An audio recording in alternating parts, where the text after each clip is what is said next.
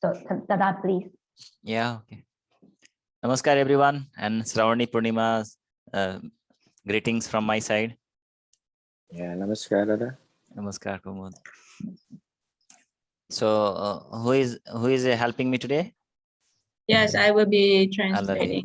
Yeah. Okay, thank you. So we'll continue 15 points, Panchadas Sila, beginning from the third point. Chúng ta sẽ tiếp tục 15 điểm Sila của chúng ta, điểm thứ 3. Yeah. So I'm going to share my screen. It will have both the translations.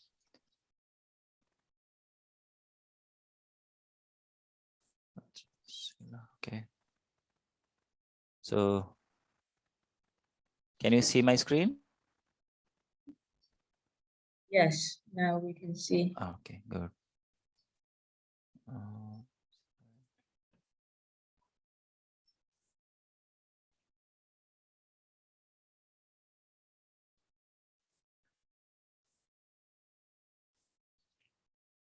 So the third point is perpetual restraint on behavior and temperament. Cái điểm thứ 3 của chúng ta là sẽ không ngừng kiềm chế thái độ và tính khí của mình. Yeah. So while dealing with people, even in the family or outside in the office, we should not show the strong emotions. We need to control and tell in a beneficial way.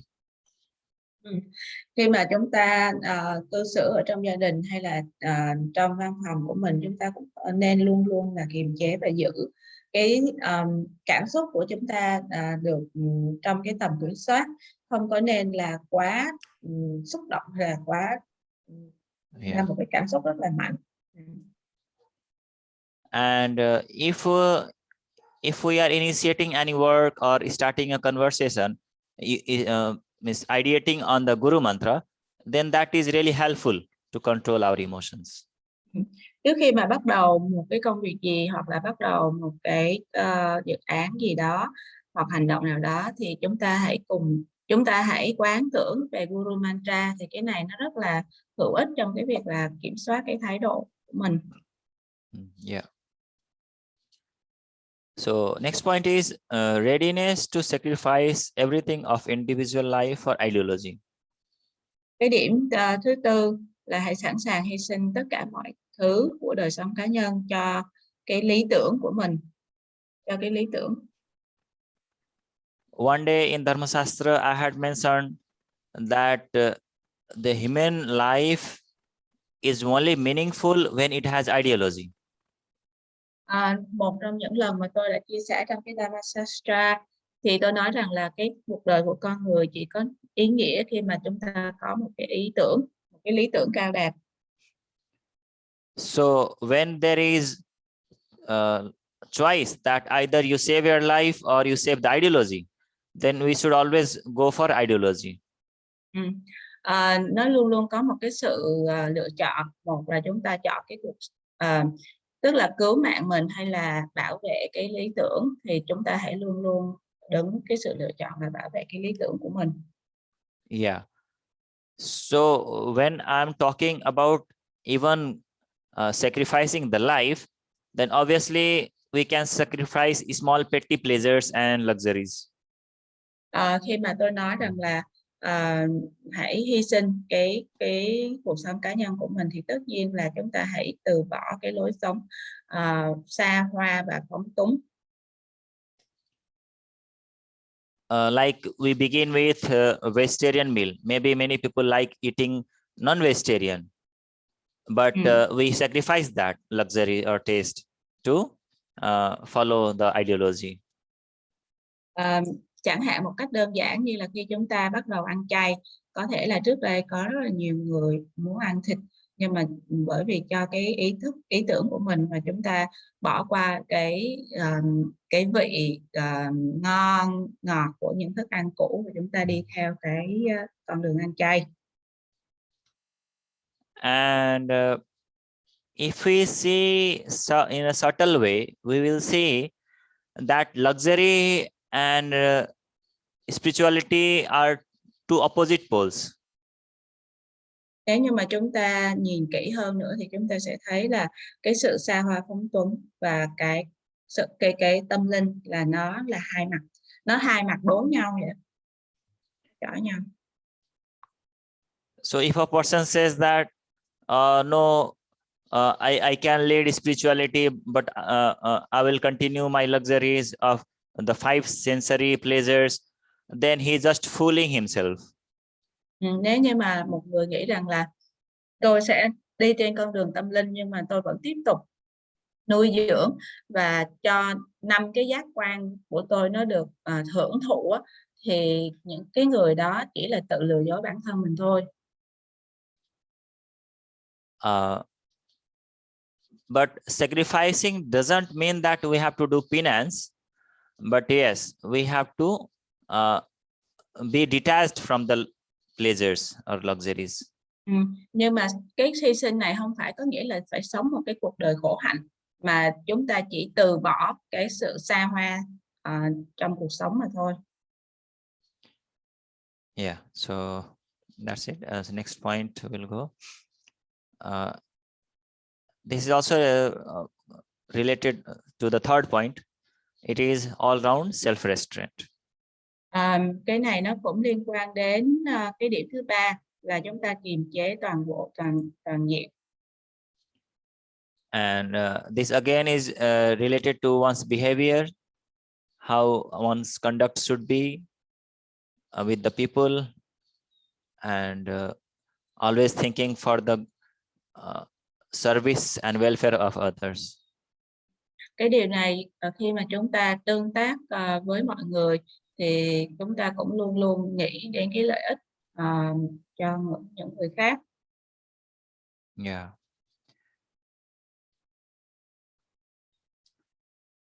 This point is simple and easy. I think most of us follow, but yeah, it is one of the important part of what you call of a spiritualist or a devotee.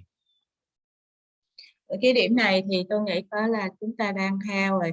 Nó là một trong những cái điểm của cái người sùng tín, tức là luôn có cái thái độ dịu dàng và tươi cười. Yeah, so sweet and smiling behavior is always desirable. Cái thái độ dịu dàng và tươi cười thì luôn luôn có thể thực hành được. Yeah. I will share another small story related to Lord Buddha. Tôi sẽ chia sẻ một cái câu chuyện nhỏ về Đức Phật. Yeah. Once a very poor man, maybe like a beggar, he happened to visit Buddha. Có một ngày thì có một người đàn ông rất là khổ hạnh và ông này đến thăm Đức Phật. Yeah. He asked Buddha, my life is so miserable. I don't have money. I don't have family. No one wants to become my friend. No one want to become my friend. I see. Tôi thật là khổ, tôi không có tiền bạc, không có người thân, không có ai muốn làm bạn với tôi cả. Yeah. So how can I be happy and enjoy my life? Thì làm sao mà tôi có thể vui vẻ và tận hưởng cuộc sống của tôi đây? Then Buddha said that you should start giving. Rồi Đức Phật mới bảo là ông phải bắt đầu cho đi.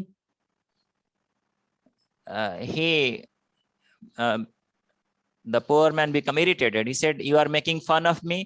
You see that I am dressed in rags. Thì cái người đàn ông khổ hạnh này thì ổng mới bảo là ủa có phải Đức Phật đang chế giễu tôi không? Tôi rách rưới và nghèo túng như thế này. I am myself so poor that I don't get enough food for myself every day. Tôi nghèo đến mức mà tôi còn không có thể tự lo cái thức ăn cho mình mỗi ngày nữa. What can I give to others? Làm gì là tôi có thể cho được người khác cái gì đây? Then Buddha replied, okay, but you have one thing that you can give to others. Rồi Đức Phật mới bảo rằng là được rồi, tôi hiểu rồi, nhưng mà ông vẫn có một thứ để mà ông có thể cho người khác. He said, whenever you meet any person, you just give her a smile. Đức Phật mới bảo với người này là cho dù khi nào mà ông gặp bất kỳ người nào thì ông hãy cho người ta nụ cười, ông hãy nở một nụ cười. And when possible, you can help with their body also. Và khi nào mà có thể thì ông hãy giúp đỡ với lại tay chân của mình. But giving a smile won't cost you any money. Và nhưng mà là nếu như mà nở một nụ cười á, thì không có mất tiền gì cả. Yeah. So from this story, this illustration, we can understand that sweet and smiling behavior is very desirable. Thì từ cái câu chuyện này chúng ta biết được rằng là cái thái độ dịu dàng và tươi cười á, nó rất là dễ làm, nó rất là dễ thực hiện. And it needs only a little bit of awareness to have that habit. Và nó chỉ cần có một cái ý thức một chút thôi để mà chúng ta xây dựng cái thói quen này. You know one interesting thing, when we all were small children, small babies, we used to smile a lot. Có một cái điều rất là thú vị là khi mà chúng ta còn nhỏ thì chúng ta cười rất là nhiều. Yeah, one researcher has said that a baby smiles more than 300 times in a day. Và có một cái nghiên cứu nói ra rằng là những đứa trẻ nó cười hơn 300 lần một ngày. But as human beings, we become so much, not become, but we think that we are so matured and serious that we stop smiling. Nhưng mà khi chúng ta thành người lớn á, thì chúng ta lại nghĩ rằng là tôi chín chắn rồi và tôi trưởng thành rồi, nên chúng ta lại dần cái việc tươi cười của mình. But I would like to share one idea. A random unknown person said, if you can solve your problems by getting serious, then be serious, but it doesn't help it. Nếu như mà có một người nói rằng là nếu như mà bạn có thể giải quyết vấn đề bằng một cái thái độ hoặc là nghiêm trọng á, thì hãy tỏ ra nghiêm trọng, nhưng mà cái sự nghiêm trọng đó nó không có giúp đỡ gì trong cái giải quyết này. So if by making faces or frowning or becoming angry doesn't solve the problem, then why become angry? Nếu như mà cái việc mà giận dữ và cau có trong này rồi nó không có giúp ích được trong cái việc giải quyết vấn đề, thì tại sao chúng ta trở nên giận dữ vậy? Yeah, we can handle and tackle the difficult situations also by smiling and sweet behavior. Chúng ta có thể giải quyết và đối mặt với lại những tình huống khó khăn bằng cái thái độ dịu dàng và tươi cười. Yeah. So here also there is the importance of second lesson, Guru Mantra. Và để có được một cái thói quen này thì nó cũng là một cái sự quan trọng là chúng ta hãy nhớ làm bài thiền 2 Guru Mantra trước mỗi hành động hoặc là một sự việc. Yeah.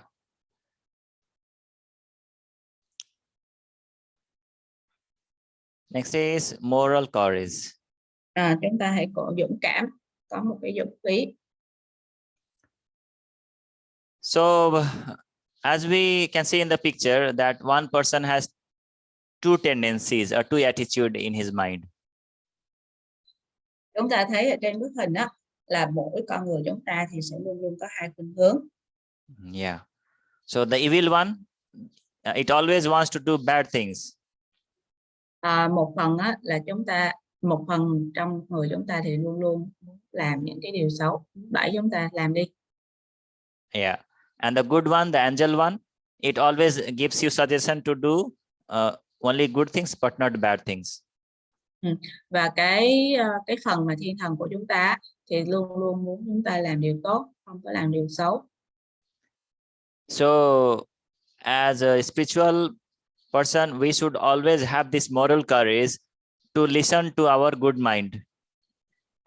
Và là một cái người đi theo tâm linh thì chúng ta hãy luôn luôn có một cái sự dũng cảm, dũng khí để luôn luôn nghe theo cái phần tốt của tâm trí mình. Yeah, one Swami Ranganathan, he says that the quality of your life is defined by what the thoughts that you have.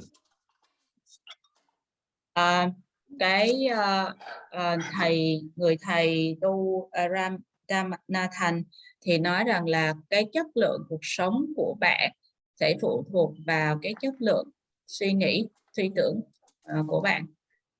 Yeah. And after having good thoughts, we should have this courage to act on those thoughts. Và khi mà chúng ta có những suy nghĩ tốt á, thì chúng ta nên có một cái dũng khí để mà hành động trên cái suy nghĩ tốt này của mình. And here again, we have, if we follow the point number 4, sacrificing, then we will be also able to follow this point of moral courage. Nếu như mà chúng ta theo được cái điểm thứ tư á, là sẵn sàng hy sinh, thì chúng ta sẽ có được cái điểm này, tức là dũng khí đạo đức. Yeah.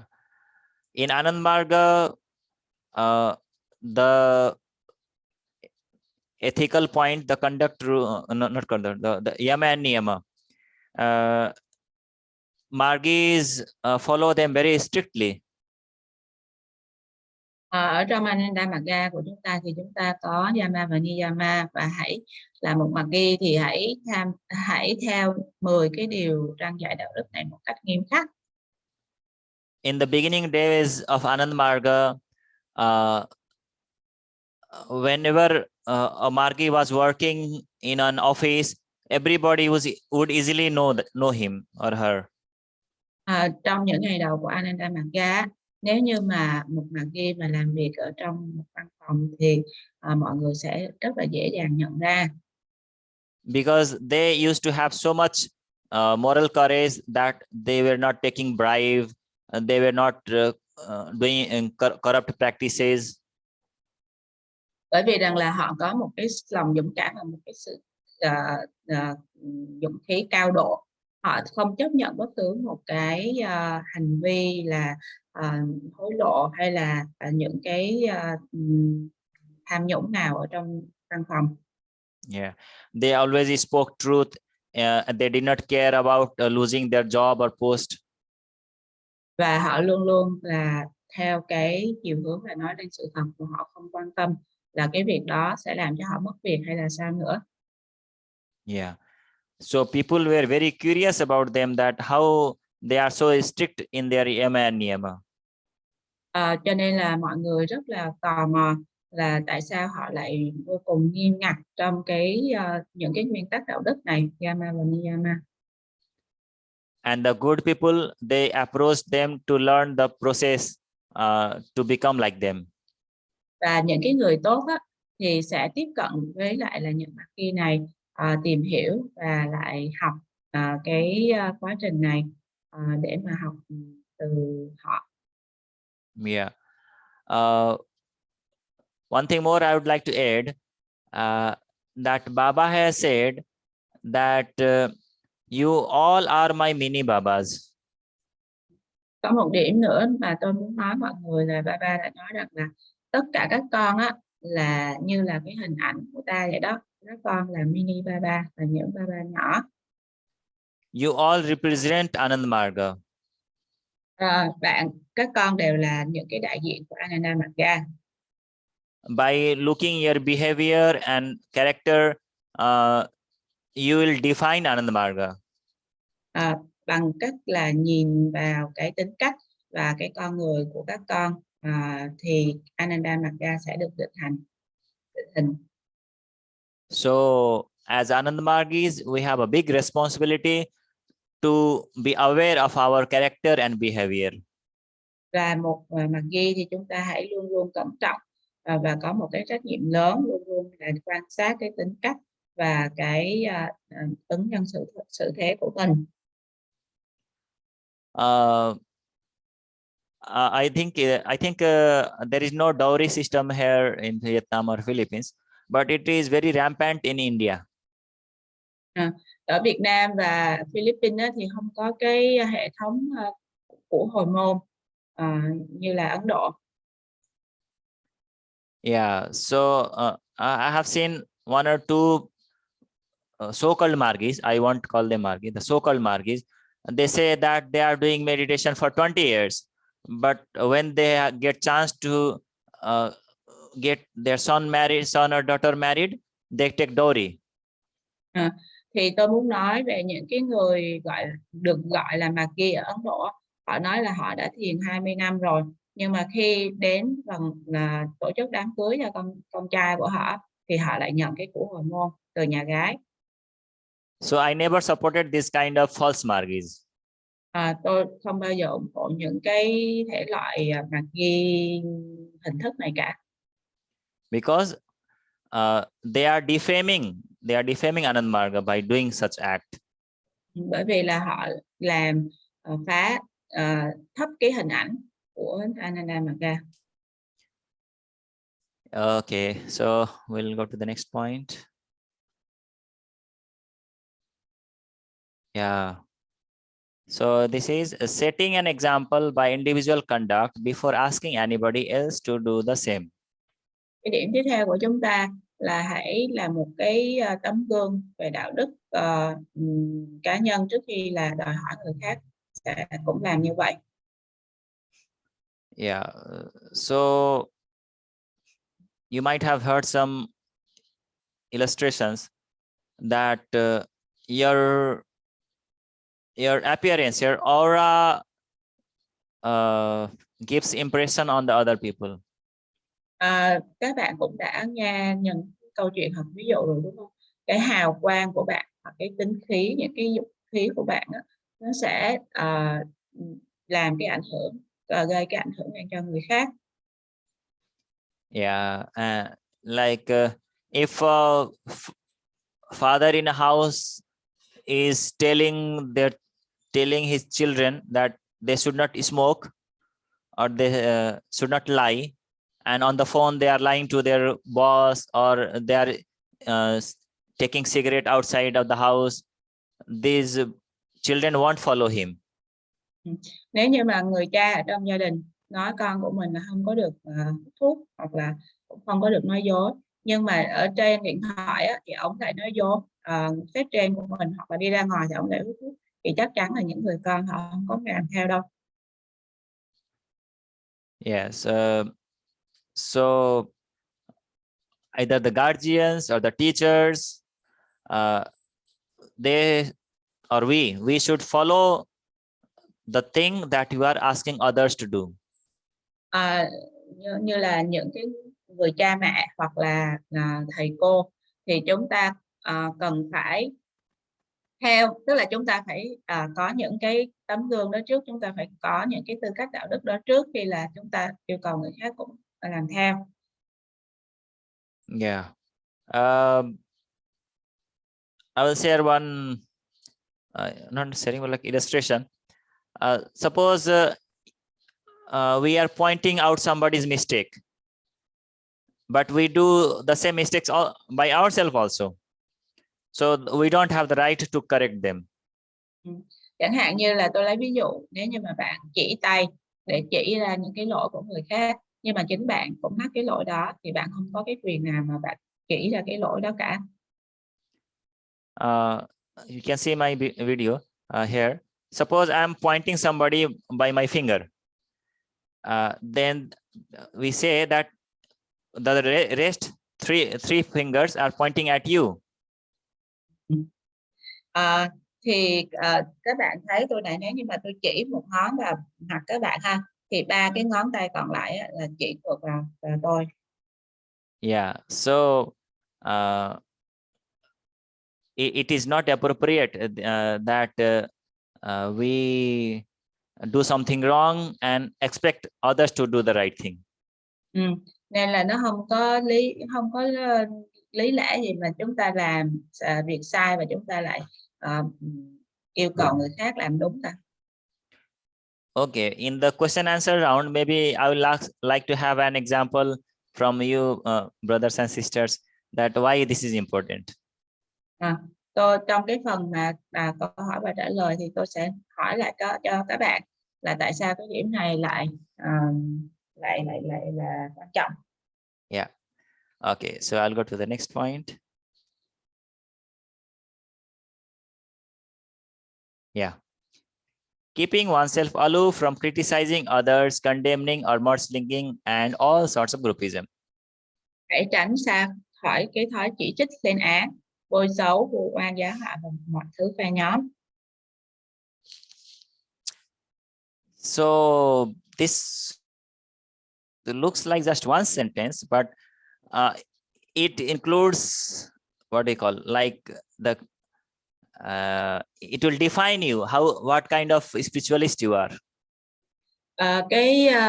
Câu này tưởng chừng như là có một câu thôi, nhưng mà thật ra là nó sẽ định nghĩa bạn ở tức là cái mức độ tâm linh của bạn đang ở mức độ nào.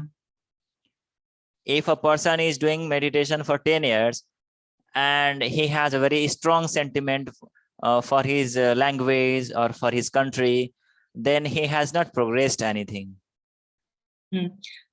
Nếu như mà một người thiền 10 năm chẳng hạn, nhưng mà có một cái sự tự hào rất là cao về cái ngôn ngữ của mình hoặc là về cái đất nước mình đang sinh sống, thì nó không có chứng minh được cái gì cả. Yeah, if when we got initiated, then we surrender everything to Paramapurusha. Khi mà chúng ta khai tâm thì chúng ta đã từ cái giây phút chỗ đó trở đi thì chúng ta đã hàng phục tất cả trước Paramapurusha rồi. And we accepted that whole universe is our family. Và chúng ta đã chấp nhận là tất cả vũ trụ này là gia đình của chúng ta. Then there should be no question of any sentiment or groupism. Nên là nó sẽ không có một cái nghi vấn nào về bất cứ một cái tình cảm riêng tư hoặc là một cái nhóm nào, phe nhóm nào. Yeah.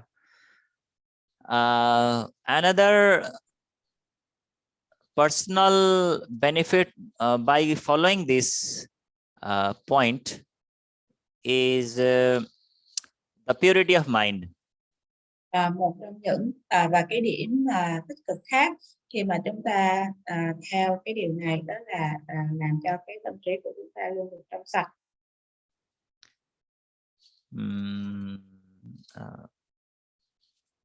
Okay. Example, suppose you have a beautiful garden of flowers. Ví dụ như là bạn có một cái vườn hoa rất là đẹp. So if a stranger comes and wants to throw trash, garbage in your garden, will you allow him or her?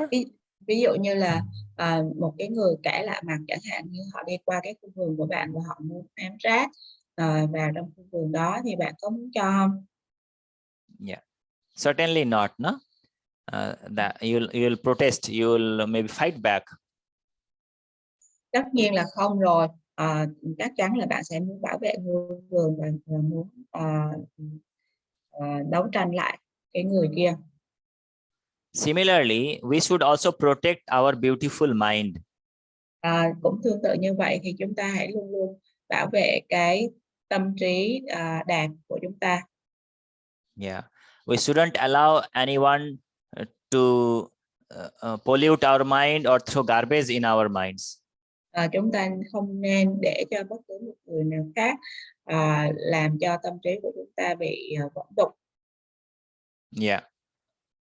Yeah, it is true that every person has differences, but if needed, we should personally meet the person and help him correct the mistake.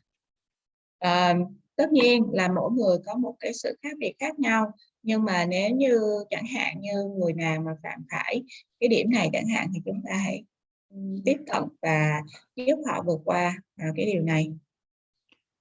But we are not helping that person by marginalizing or criticizing at the back. Nhưng mà chúng ta không có giúp cái người này bằng cách là chúng ta nói xấu họ ở sau lưng họ. But definitely we are harming ourselves. Và bằng cách đó thì chúng ta chắc chắn là đang làm hại bản thân mình. Yeah. So again, same strict adherence to the principle of yama and niyama. Cái điểm tiếp theo là nghiêm khắc, tức là theo cái yama và niyama một cách nghiêm khắc. Yeah. So it is related to the point 5 that we should have moral courage, and we should have the deep meaning of yama and niyama and follow that. Là tôi đã nói rồi, là khi mà có một cái dũng khí và có một cái tinh thần đạo đức cao độ, và khi mà chúng ta có theo yama và niyama một cách nghiêm khắc thì chúng ta sẽ tự khắc có cái dũng khí này. I will just share one point from this yama and niyama, that is contentness or santosha. Một cái điểm của yama và niyama là santosha, và cái sự tự thỏa mãn. So it is very important that when we sit for meditation, we should not be having desires and plans. Desire in Plans, yeah. Tức là khi mà chúng ta ngồi xuống để thiền á, thì chúng ta không nên có một cái ham muốn nào ở trong đầu cả. If we are not happy about whatever we have, then with that restless mind, we can't do meditation. Nếu như mà chúng ta không có hạnh phúc với lại những cái điều mà chúng ta có, cái tâm trí nó nhảy, nó bất động mất ổn như vậy, thì chúng ta sẽ không thiền được. We should have the attitude of gratitude. Chúng ta nên có một cái thái độ của cái lòng biết ơn. That whatever Paramapurusha has given to us, it is more than necessary for my growth. Bất cứ một cái gì mà Paramapurusha đã đem lại cho tôi thì nó là cần thiết, nó là đủ để mà cho cái sự trưởng thành của tôi lên. Yeah, and with that content and peaceful mind, only we can get some satisfaction in meditation also. Thì chỉ có những cái thỏa mãn và cái lòng biết ơn đó thì chúng ta sẽ cảm nhận được cái sự bình an trong cái thực hành thiền của mình. Yeah, okay. So we'll go to the next point. Yeah, so due to carelessness, if any mistake has been committed unknowingly or unconsciously, one should admit it immediately and ask for punishment. Bởi vì do một cái lý do bất cẩn mà chúng ta phạm phải một cái lỗi lầm nào đó một cách mà không biết hoặc là không có ý thức về chuyện đó, thì chúng ta hãy thừa nhận nó ngay lập tức và hãy yêu cầu được trừng phạt. I think we all remember our oath every day morning. So I think one of the point is not harming others. Tôi nghĩ rằng là mọi người đều tự nhắc cái lời thề của mình vào mỗi buổi sáng, đúng không ạ? Thì trong những cái lời thề của chúng ta là chúng ta sẽ không có làm hại ai. But in this journey of life, in the day-to-day life, mistakes are bound to happen. Nhưng mà trong cái cuộc hành trình trong cuộc đời của chúng ta thì cái lỗi lầm nó sẽ xảy ra. Yeah. So whenever we realize that, we should admit it immediately and ask for appropriate punishment or repenting. Và mỗi khi mà chúng ta nhận ra là chúng ta đã mắc lỗi lầm á, thì chúng ta hãy thừa nhận nó ngay tức khắc và yêu cầu được trừng phạt. And it is in both the levels, in the social level, social level also, and the spiritual level also. Cả hai cái mức độ, kể cả mức độ xã hội và mức độ về tâm linh. So I will talk about the spiritual side. Tôi sẽ nói về cái mặt tâm linh. Suppose I was not supposed to tell lie and I lied to someone. Chẳng hạn như là tôi không có, ví dụ như là theo cái tư cách đạo đức thì tôi không có nên lừa dối, nói dối ai, nhưng mà tôi đã nói dối người nào đó. So okay, first thing maybe that I will go and tell him the truth and ask for punishment. Có thể là cái điều đầu tiên là tôi sẽ nói và nói với anh ta về cái sự thật và yêu cầu được trừng phạt. But if that is not possible, then I should ideate on Guru and maybe do Guru Puja. Nhưng mà nếu như cái chuyện này không có thể thực hiện được thì tôi sẽ quán tưởng Guru và làm Guru Puja. If unknowingly my words hurt somebody, so maybe I will skip my lunch or dinner. Một cách không biết chẳng hạn mà cái lời lẽ của tôi đã gây tổn thương cho người khác thì tôi sẽ bỏ ăn trưa hoặc ăn tối. Yeah. So we need to do calculations and analysis of ourselves that we do not hurt others. Chúng ta hãy luôn luôn cùng nhìn nhận lại một ngày hoặc là những cái hành vi của chúng ta để mà chúng ta biết chắc rằng là mình không có làm tổn hại đến ai. Okay, so yeah, even while dealing with a person of inimical nature, one should keep oneself free from hatred, anger, and vanity. Ngay cả trong lúc giao thiệp với những cái người mà có bản chất thù địch đó, thì chúng ta cũng phải giữ mình thoát khỏi cái lòng căm thù, sự giận dữ và tính kiêu căng hậm hĩnh. So generally, we shouldn't be making enemies, but enemies happen to become, right? Unknowingly or because of the samskaras. Có nghĩa là về mặt lý thuyết đó, thì chúng ta không có muốn là kẻ thù của bất cứ ai, đúng không? Nhưng mà trong cuộc sống thì chắc chắn là sẽ có cái việc có ai đó thù hận mình một cách mình không biết, hoặc là do cái nghiệp của mình chẳng hạn. So someone became enemy of yours because of their ignorance. Một người nào đó trở thành cái người kẻ thù của bạn bởi vì cái sự không biết của họ. And they start hating you, but it doesn't mean that you also should do the same, like hating them. Cho nên là họ bắt đầu họ ghét bạn, nhưng mà cũng không có nghĩa rằng là như vậy với họ. We can take the example of mother and child. Sometimes the child is arguing with the mother. Chẳng hạn như là chúng ta thấy trong cái mối quan hệ mẹ con, đôi khi là cái người con sẽ cãi lại người mẹ.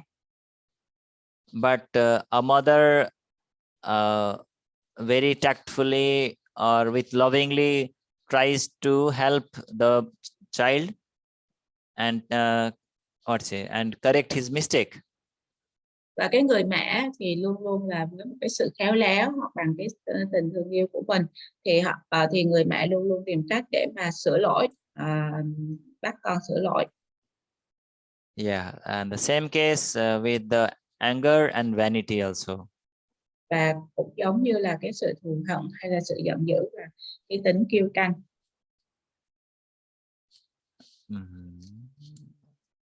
I think This is okay, I think. Next one. Yeah. One should keep oneself aloof from talkativeness.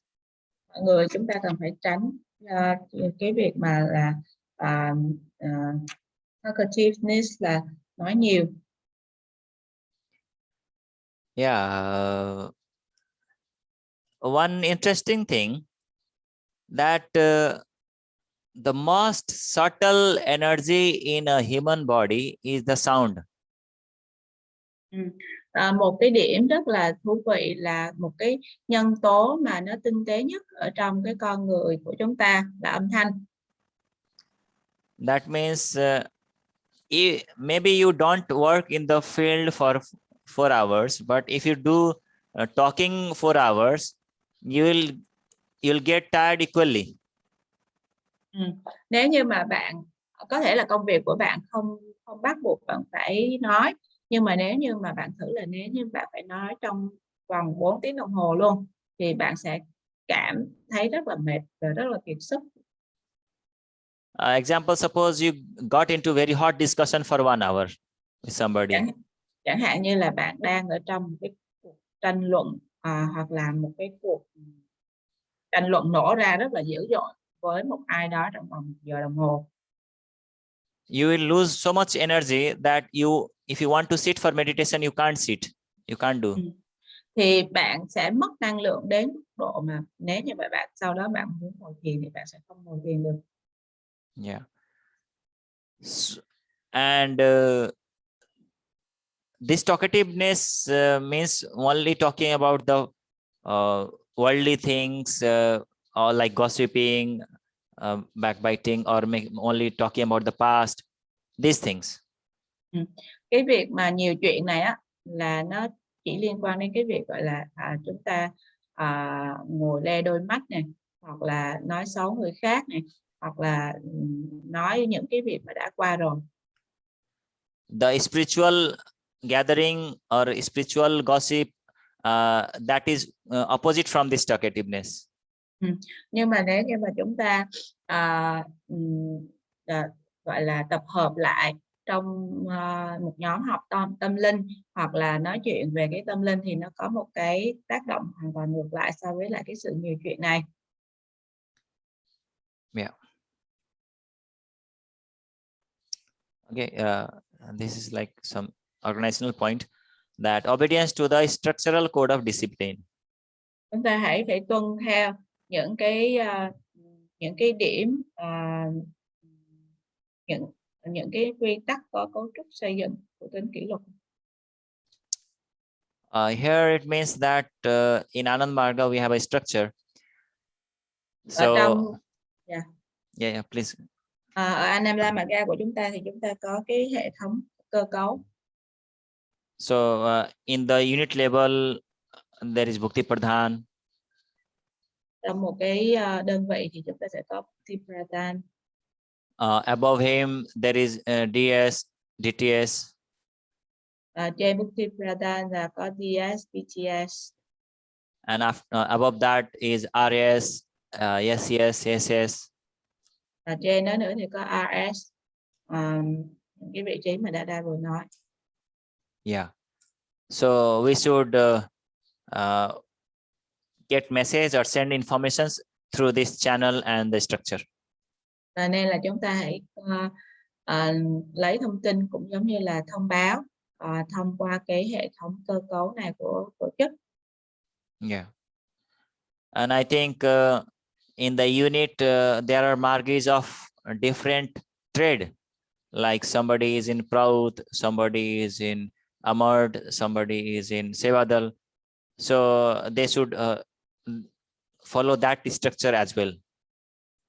Và trong mỗi đơn vị của chúng ta thì sẽ có những cái mặt ghi liên quan đến những cái lĩnh vực khác nhau. Có người thì sẽ làm về Prout, có người thì sẽ làm trong bộ phận Amut, vân vân. Thì trong những từng cái bộ phận đó thì chúng ta cũng theo cái cơ cấu, cái cấu trúc này. Okay, thank you. And then next, last one is sense of responsibility. Cái điểm cuối cùng là tinh thần trách nhiệm. Yeah. By default, we know our duties and responsibilities in the family, but we should also think about the organizational responsibility.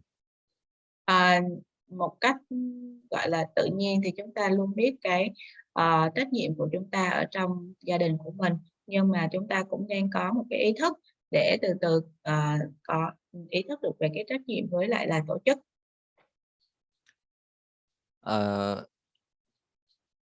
There is a tradition during retreat, the structural authorities, they give duties to the margis.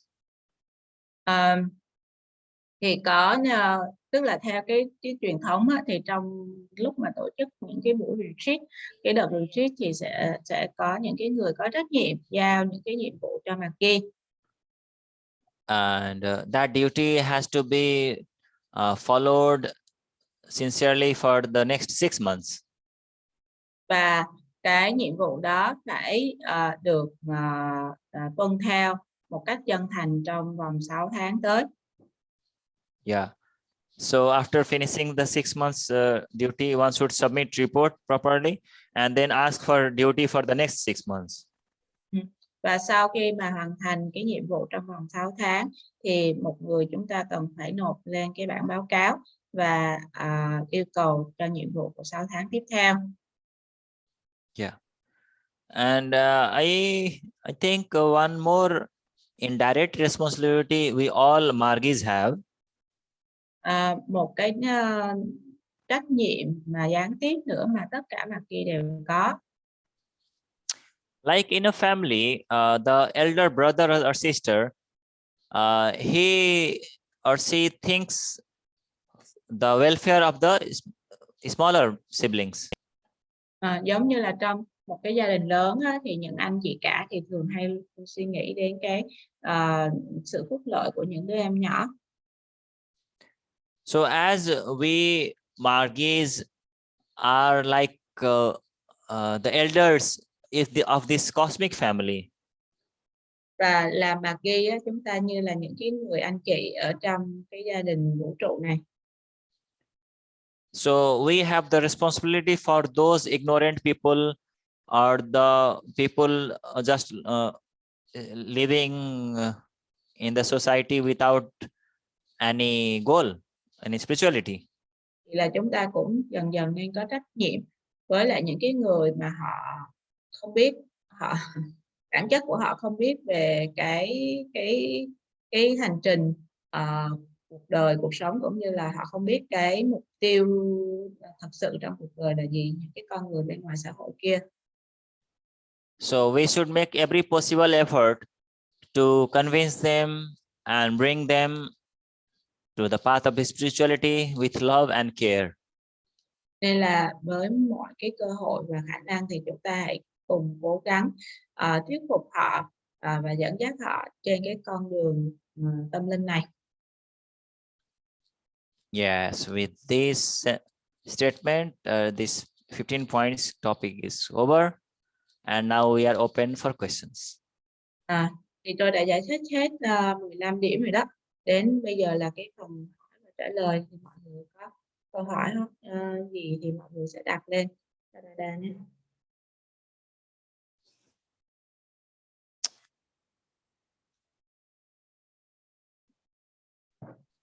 You can invite questions, Lalita. It seems to have questions. She raised her hand.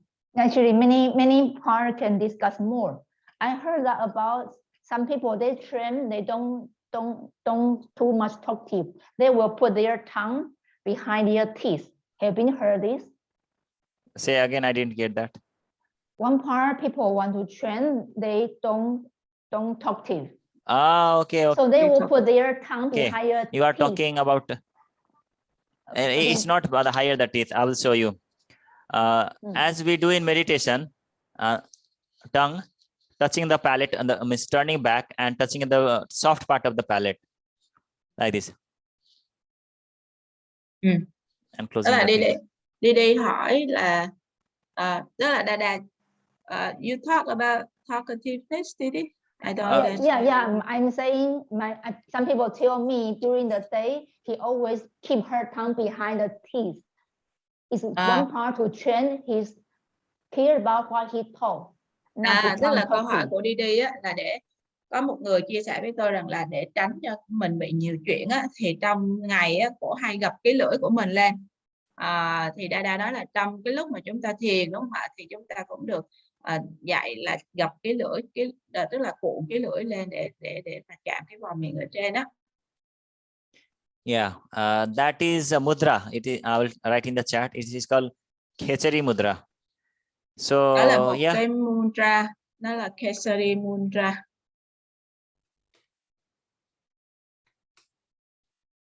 Yeah, it is good practice to be silent, introvert, and keep chanting the mantra. Và nó là một cái thói quen, một cái sự thực hành rất là tốt để hướng cái tâm trí của chúng ta vào trong và luôn luôn là niệm câu mantra của mình. Yeah, and that tongue posture is also good during meditation.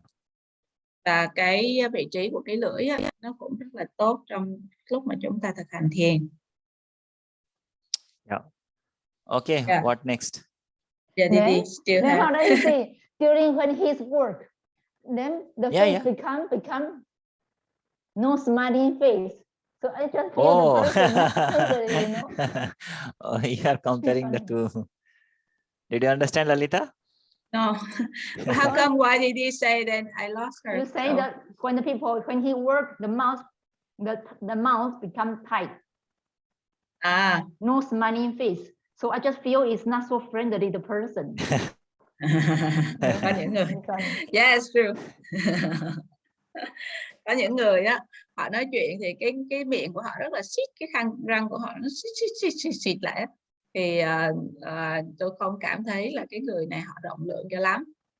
So Didi, I will suggest that you be in that mudra, Khechari mudra, only when you are alone, but not when you are meeting people. Nên là mình chỉ làm cái Khechari mudra đó khi mà chúng ta mình thôi, ở một mình thôi. Còn nếu như mà làm như vậy, làm và nói chuyện với người khác á, thì cái răng của chúng ta cứ xít lại.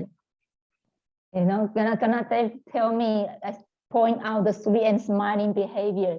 He always tell me, oh, I'm not like this. I should train more. Yeah. Yes, we have to. We all can help each other. When you are together and somebody tries to become serious, then we just point out, brother or sister, let's make habit of smiling. Yeah, smile on the face. Chúng ta luôn luôn có thể giúp đỡ nhau, chẳng hạn như ai cau có chẳng hạn, mình có thể nhắc nhở là cười lên nào, gọi là thoải mái hơn nào. Yeah. Okay. Have any questions? I have questions. Mọi người có câu hỏi nào nữa không? Okay. So about the ninth, number 9. Okay, is keeping oneself aloof from criticizing others, but condemning others. That part. Okay. Yeah. So for myself, sometimes when I work people, I don't know the person's background, and something I feel is something not well or so much different thought. So I will. I mean, if when we are doing well work together, I will discuss. But somehow, when the people, I feel the person have ego, I cannot directly talk, and I don't know the person so much. So I will through other people to understand these people. So, do you think this is not good? Because my purpose, I want to understand this person more. And I know the person have ego, he may not change. So I just discuss with others. Do you think it's a good way or have any way to make the things better? Is an example or? Yeah, I understand your point. But why to be pessimistic? we continue making our efforts, not directly always, but indirectly as well. And you don't know when that person can change. When Karmayogananda can change, then anybody can change, I think.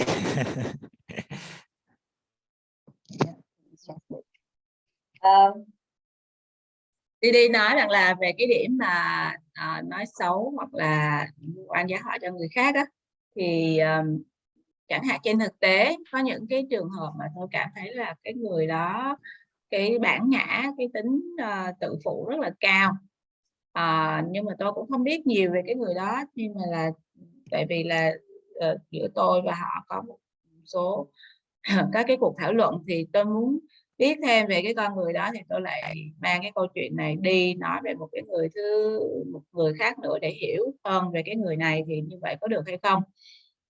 Thì Dada bảo rằng là mình không cần phải quá tiêu cực như vậy,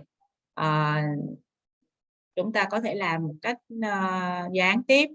Nếu như mà Karmayogananda, tức là vị Dada đầu tiên mà Baba khai tâm á, ông là một cái người tướng cướp, một cái tên tướng cướp khác tiến mà ông còn có thể thay đổi được, thì không ai mà không thay đổi được. But we may not have that strong spiritual force like Baba to change Karmayogananda. Nhưng mà chúng ta không có cái sức mạnh tâm linh cao để mà thay đổi Karmayogananda như là Baba. But Baba has given one solution, that if suppose my spiritual force is not strong enough to change the second person, then I should get together maybe 5 or 10 people and then go and talk to that person to change him or her. Thì Baba cũng đưa ra một cái lời khuyên là nếu như mà cái lực tâm linh của tôi á không có đủ để mà thay đổi một người, thì tôi sẽ cùng tập hợp với 5-6 người nữa để mà thay đổi cái người đó. Yeah. So one question I had kept in the start regarding setting an example by individual conduct. So may I have some opinion from our audience? Tôi cũng có một cái câu hỏi, như là khi mà tôi đang giải thích ở trong bài á, cái việc mà mình hãy làm bản thân mình phải là tấm gương về đạo đức trước khi là mình yêu cầu người khác làm cái điều này á, thì tôi có hỏi anh chị là tại sao nó quan trọng. Tôi sẽ hỏi vào cuối bài á, thì ai có ý kiến gì không? Yeah, maybe Kumud can think of some example. Anh Kumud ơi.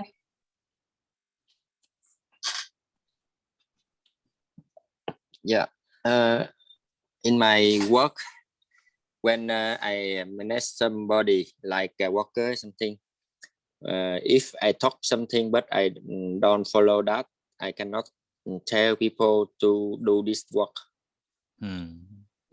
Because I don't dare to do this, so I cannot talk with people to do that work. Yeah, right. Yeah. Anh Kumud bảo là trong công việc, thôi anh nói không tiếng Việt đi. Thì tại vì trong cái công việc mình là trong nhà máy thì làm việc với công nhân, thì khi mà mình muốn cái công nhân mình muốn làm tuân thủ một cái công việc gì hay là theo nguyên tắc nào đó, thì mình là cái người phải làm việc đó trước. Tại vì khi mà mình không có làm việc đó, mình kêu người ta làm không, thì cái người đó nó sẽ không có, giống như không có làm, nhưng mà họ không có nể được, không có giống vậy đó. And maybe our mothers can share that how to teach their children. They did something and then their children started doing that. Please share some beautiful moments. You ask Mother Mothers or Mother Karuna? No. Anybody can give answer. Whoever is a mother, can give. Hoặc là những bà mẹ ở đây có thể chia sẻ là khi mà mình dạy con mình thì mình sẽ phải là tấm gương như thế nào nếu như mà con mình mắc lỗi lỗi á, thì mình sẽ xử lý như thế nào?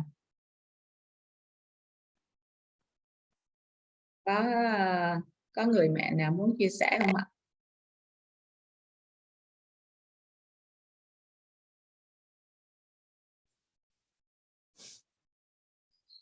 For me, I think children, they are very observant, and they're very how to say, they have a deeper connection with their parents. So if the parents say one thing and do differently, they immediately know, and they observe very well. Yeah.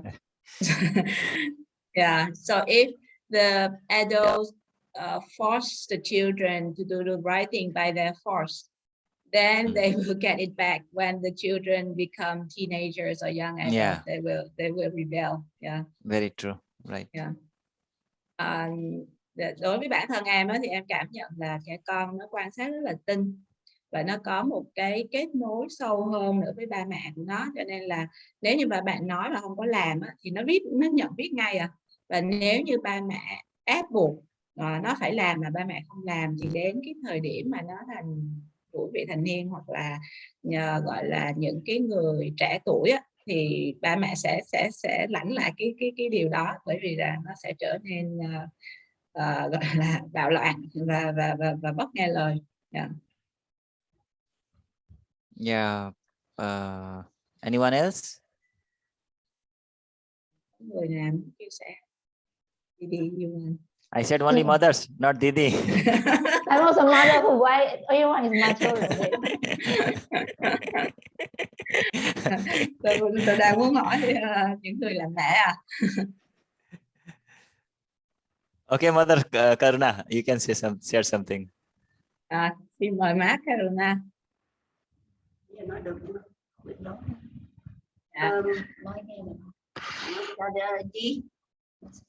It's rare I can go through all your lesson because sometimes I have things to do. But this question is very easy for me because from childhood, my mother always teaches us by her behavior. No, you please tell us how you got Kalyani and Kumud into meditation practice. Yes. That was not my problem. That was Baba's problem. One time I was absent from the house and Didi Lalita came and she got Kalyani. Another time Dada from Guatemala, Hiranmaya came and asked Kumud to join our retreat, and only going to retreat, Kumud was caught. Means Baba did all the work. I didn't do anything. Wow. I just follow him. I do my work, translating. But he himself took my children. Wow, that's beautiful. And beautiful. Anytime when I see my son, my daughter, and that I will remind us, not your son, not your daughter, Baba's daughter, Baba's son. That's what. Dada. I didn't do anything, only Baba did. Dạ, má chia sẻ lại cho mọi người. Tại vì ba la có hỏi má là ủa vậy kể lại cho mọi người làm sao mà là một người mẹ mà má Karuna có thể thuyết phục được chị Kalyani và anh Trung Quốc thiền.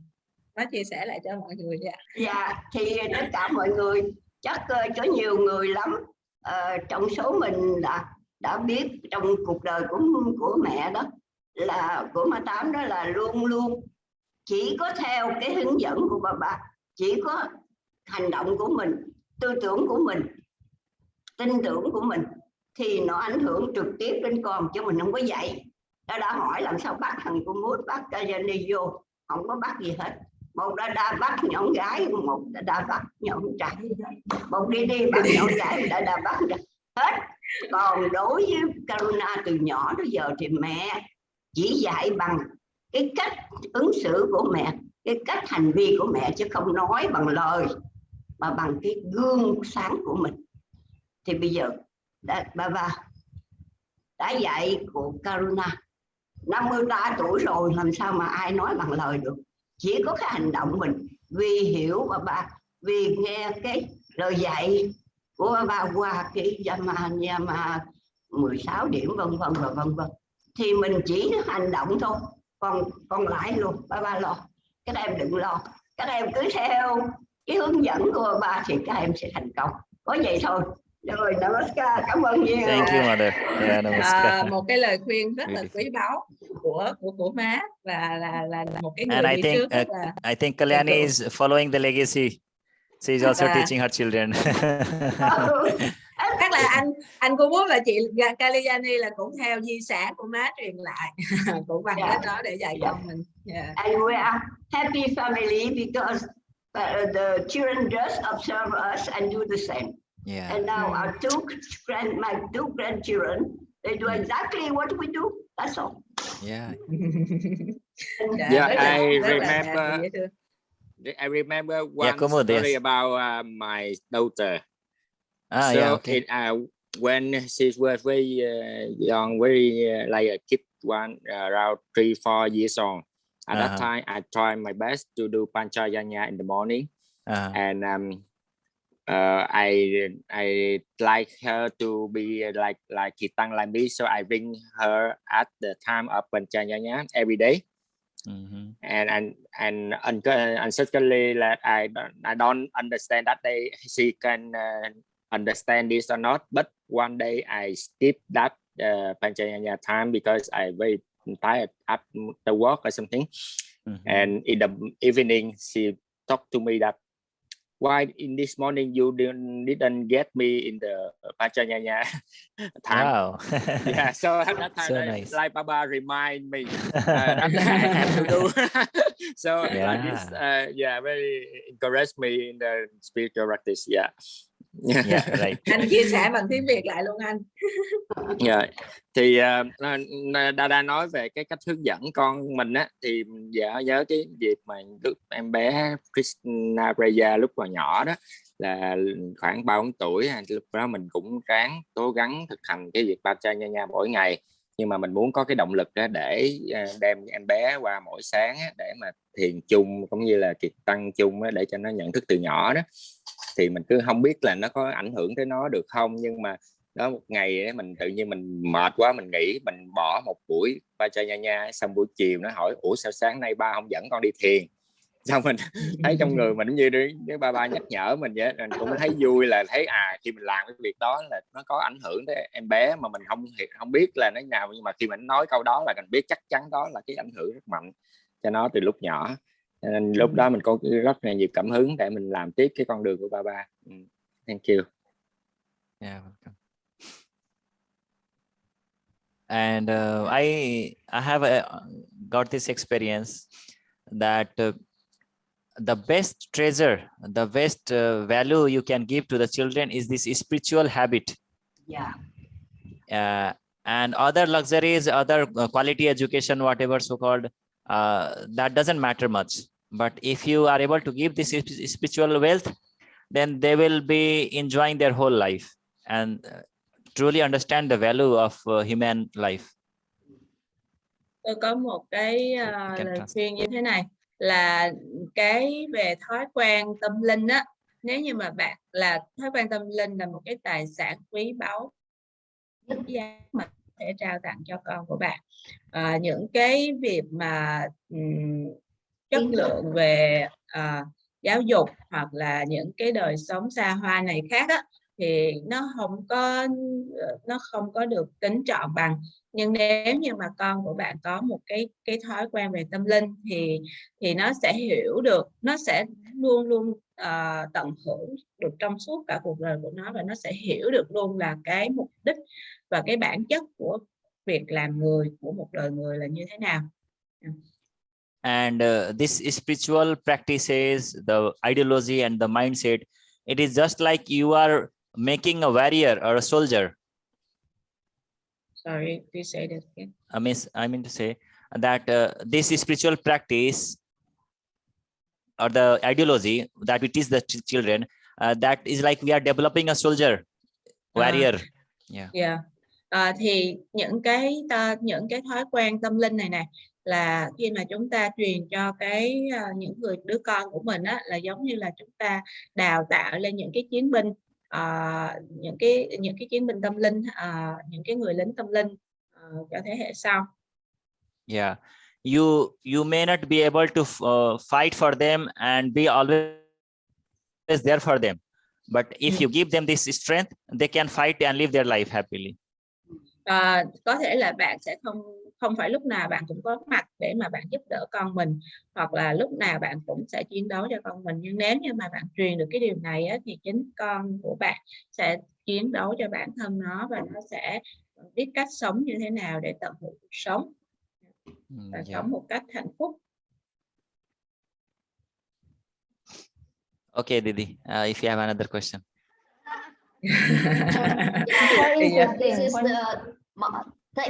This is the turns for Mother Didi. Yeah.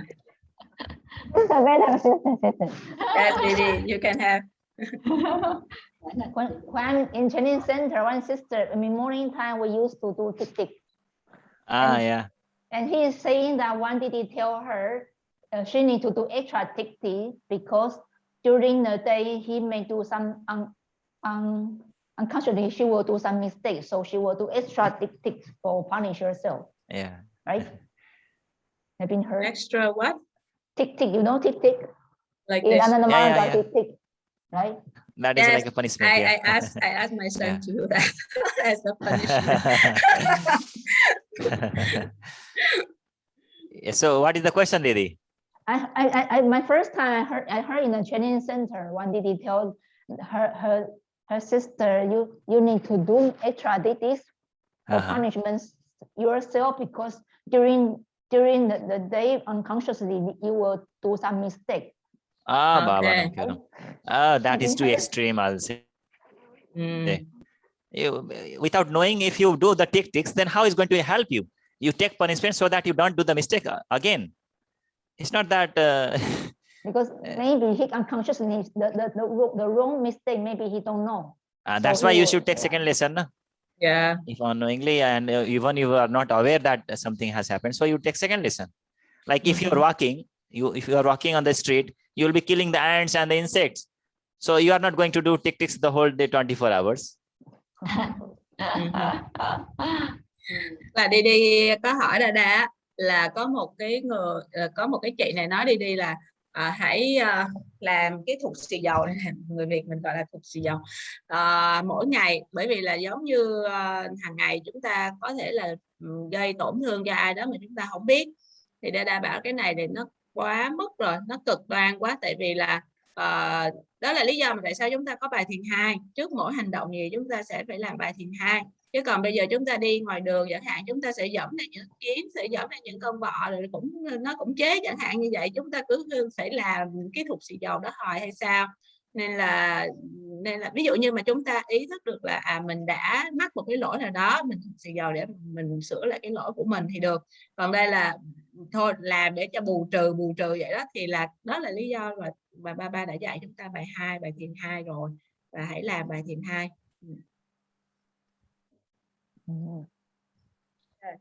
Have any other we can we do the stick when we forgot to do the second lesson, Dada Guru Mantra? Yes. If you hurt somebody, then you should do the tick. Or skip the meal. Dada nói là trước mỗi hành động mình làm bài thiền 2 thì mình khỏi còn làm stick, nhưng mà nếu mà mình làm hành động nào đó mà mình nói chết cha rồi, trước khi hành động đó mà tôi không có làm bài thiền 2, vậy thì mình phải làm stick thôi, thay vì chuyện đó mình quên, thế là mình sẽ nhớ thôi. Right. Bà mẹ kia có ý kiến gì xin mời đi, chứ để cho mấy người này nói hoài kỳ quá. Ở đây mình có thể thấy mẹ Hasanti nè, mẹ Vasantika nè, có kinh nghiệm gì hay là có hỏi gì nữa? Madhuri nè. Phải có ý kiến chứ làm kinh hoài đâu có được. Rồi xin mời. For example, some part you feel is quite challenged during your work or with your family or your friend. Thì đi nói là có thể mình chia sẻ là những cái điểm nào mình cảm thấy khó thực hành trong gia đình của mình, trong đồng nghiệp của mình hay là cho bạn bè của mình chẳng hạn, mọi người có thể chia sẻ.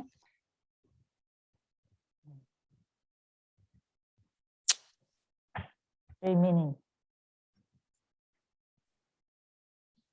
Yeah, I'm not sure. Even the 14 point, the 14 number 14 is obedience to the structure, the code of discipline. Is it very focused in Anandmarga system, or like you are in a company, you follow the layers of the company, like we are employee one group, and we have our hierarchy, and each hierarchy also have layers, and there is a founder.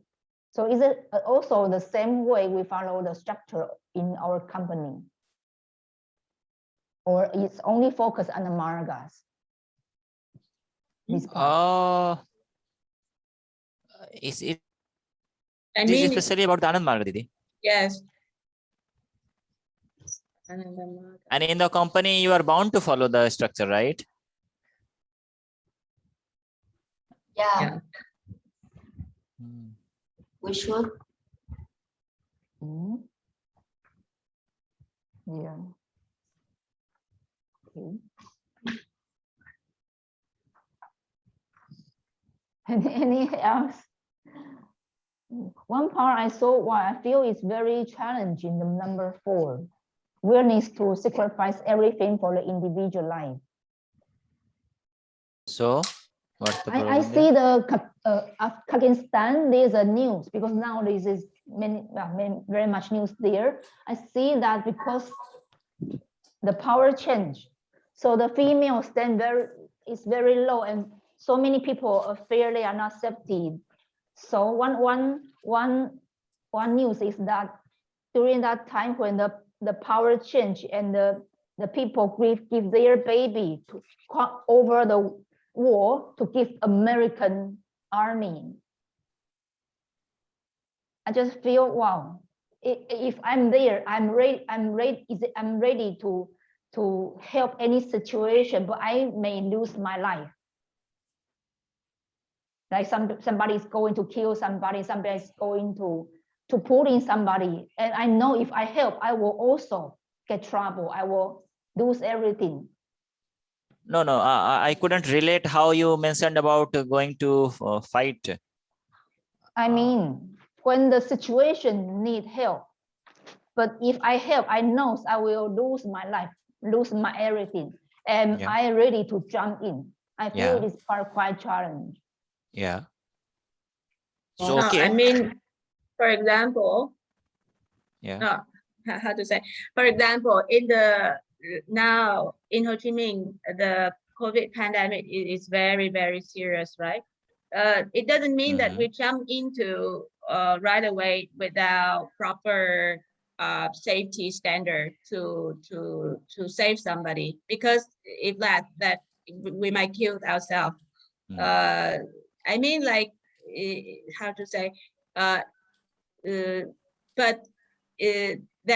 we can help in other way, with our capacity, that we can help other ways. Yeah, it doesn't mean that we have to jump in and help somebody with a very high risk. A very high risk. Tại Didi có nói là điểm thứ 4 là cái điểm mà sẵn sàng hy sinh tất cả vì ý thức hệ đó. Thì tại vì theo dõi cái tin tức của nước ngoài thì ở Afghanistan bây giờ thay đổi, ông Taliban nổi lên rồi, thì những người phụ nữ đang rất là lo sợ là sẽ ảnh hưởng tới cái số mệnh của họ, ngay cả là họ có thể cho con nhỏ của họ cho những người lính Mỹ đem đi để họ hy sinh luôn con họ để họ cứu con. Thì Didi nghĩ là nếu mà Didi ở cái đất nước đó trong hiện tại bây giờ, mà nếu mà để sẵn sàng hy sinh cái bản thân mình để mạng sống của mình để cứu trong một cái trường hợp bất công đối với phụ nữ, đối với lại cái người phái gọi là cái sức mạnh thế lực mạnh mẽ mà chèn ép cái người yếu kém á, thì hỏi như vậy thì được không? Thì Dada nói thì cũng được, nhưng mà ví dụ như hiện tại mình, như Lalita có đề cập tới cái tình hình hiện tại ở Sài Gòn mình đang có dịch bệnh như vậy đó, thì mình có nếu mà mình muốn ra tuyến đầu thì mình cũng phải có trang bị đầy đủ cái bảo vệ lấy bản thân mình rồi mình mới đi giúp người khác á. Chứ mình đâu có thể nào mà cứ nhào ra mặt trơ vậy, không có khẩu trang, không có đồ bảo vệ, không có đồ phòng vệ rồi mình cứu được đâu. Và bản thân của chúng ta thì cũng có nhiều cách để có thể giúp đỡ thành phố trong lúc này. Ví dụ như mình đã duy trì được cái lớp asana buổi sáng, đó là bản thân của mình nghĩ rằng cái yoga mình đang vì cái nhờ cái chuyên môn mình, mà dựa vô cái chuyên môn mình mà cứu một cái cộng đồng nào đó mà cần đến, thì mỗi người chúng ta cũng sẵn sàng, mình mạnh mẽ trong lúc này. Mà bất cứ người thân mình, bạn bè mình hay ai mà mình biết về cái suy sụp về tình cảm, rồi cái suy sụp về suy nghĩ tiêu cực này kia thì mình giúp đỡ vậy đó. I agree with, I just translate the whole part so people understand what we are talking about. And I just also agree with Lalita's idea that for us as the market and for us as the yoga teachers, we help in our capacity, mean we maintain the regular free asana online class to help the small community. And every day we ask them to express the positiveness in their mind and the energy for their physical for the other bigger groups and society and their families. And that's within our capacity. We don't need to just jump to be like mechanical treatment or medical help there, because we don't know, we have no idea about that. So yeah. And just to share with you that we are very serious situation in from tomorrow we cannot go out from the house without permission. Means for 2 weeks extremely bending 24 hours.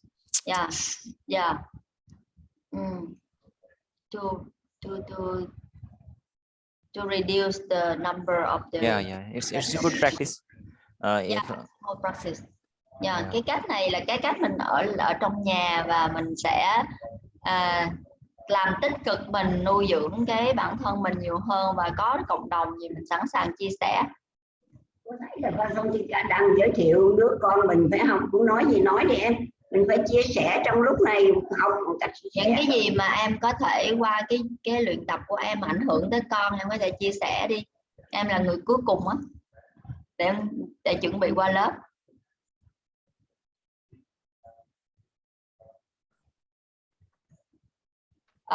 We would like to invite Mother Vasantika because she's bringing her boy, her little boy there. What is the effect to the boy for her practice? Con nói cái gì đi, con Namaskar, con biết Namaskar không con? Biết mà, đi học hoài đó. Namaskar. Namaskar. Đó rồi, đúng Namaskar luôn. Mà mỉm cười vậy là đúng rồi đó. Smiling attitude, yeah, it's good. Dạ. Tell us your name.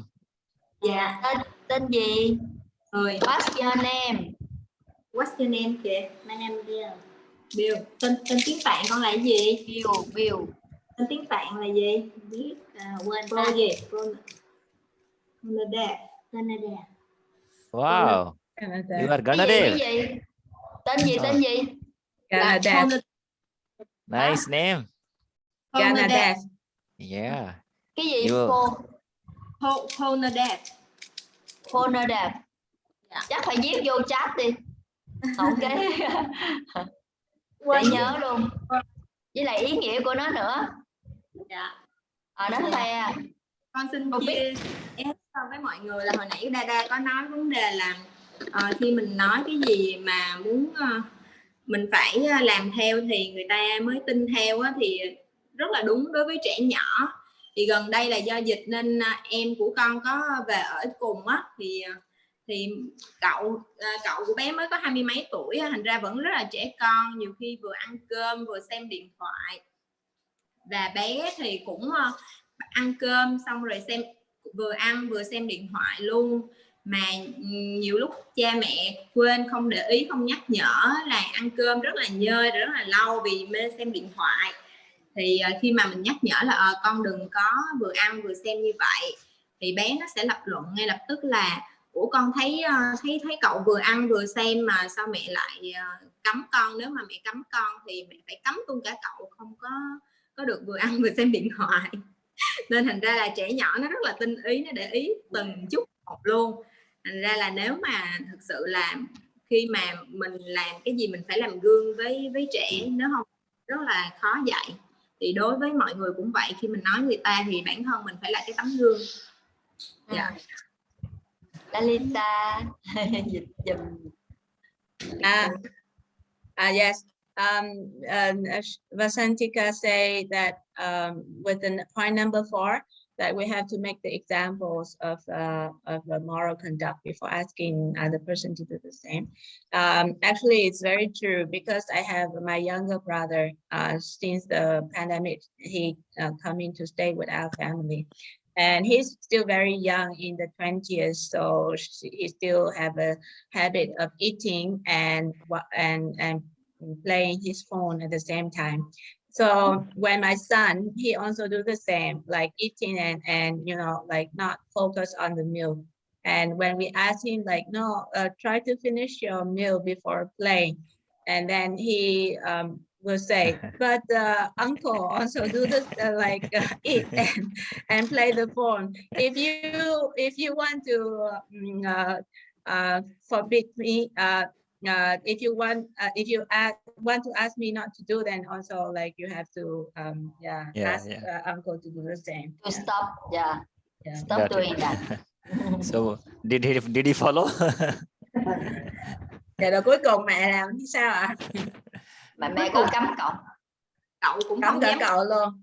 vừa coi điện thoại luôn, cậu phải để điện thoại qua bên. Yeah. So the uncle have to change. Have to change. Right. Yeah, nice. Giỏi. Vậy là nhờ con mà con bỏ một cái thói quen xấu đó con.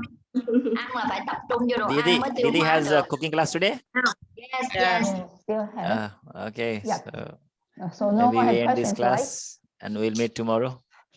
Yes, Dada. Namaskar. Dada. Thank you, everyone. Thank you, Dada. everyone. Thank you. Okay, and the latecomers, again, happy Saramani Purnima. Enjoy your day. Xin cảm ơn Shravani Purnima. Namaskar chào mọi người. Hôm nay là cái rằm Vu Lan mà